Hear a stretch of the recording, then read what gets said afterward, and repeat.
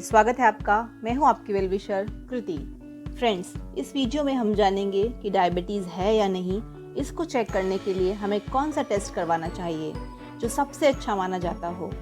दोस्तों, ज़्यादातर लोग ब्लड शुगर चेक करने के लिए ग्लूकोमीटर का इस्तेमाल करते हैं। ये ग्लूकोमीटर एक उपकरण है जिसके द्वारा खून में ग्लूकोज की मात्रा मापी जाती है।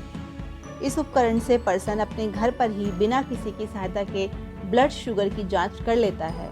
इसमें इंसान उंगली से ब्लड ग्लूकोमीटर पर लेता है और ब्लड शुगर लेवल ग्लूकोमीटर पर लिखा हुआ आ जाता है।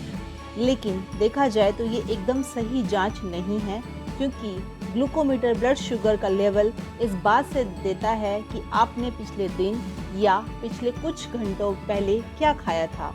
फॉर एग्जाम्पल, अगर आपने आलू का पराठा खाया था तो लेवल ज़्यादा आएगा, और वहीं fresh fruit and green vegetables तो लेवल नॉर्मल आ सकता है। साथ ही साथ ये भी देखा गया है ग्लूकोमीटर अलग अलग उंगली से मापने पर अलग अलग लेवल देता है। तो वास्तव में ये टेस्ट डायबिटीज़ को चेक करने के लिए पूर्णतः सही नहीं है। तो अब आप सोचेंगे फिर कौन सा टेस्ट बेस्ट है ये पता करने के लिए कि डायबिटीज़ है या नहीं। तो वो है दोस्तों HbA1c। ये क्या है, आइए विस्तार से समझते हैं।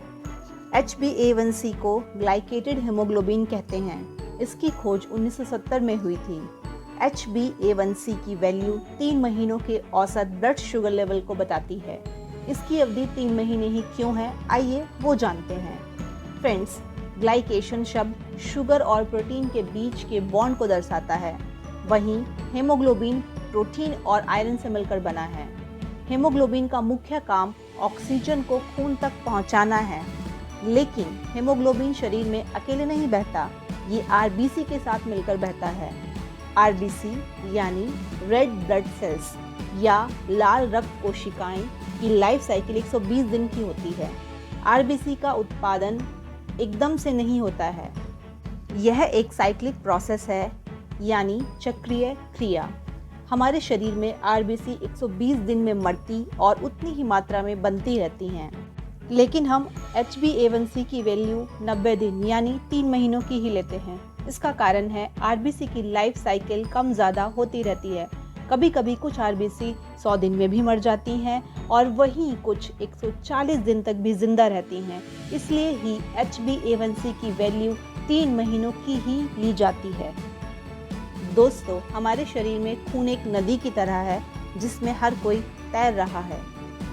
शुगर यानी ग्लूकोज, फ्रक्टोज, गैलेक्टोज ये भी हमारे खून में मौजूद होते हैं शरीर के विभिन्न भागों तक परिवहन के लिए।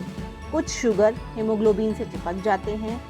आमतौर पर हेमोग्लोबिन के 5% हिस्से में शुगर चिपकी होती है।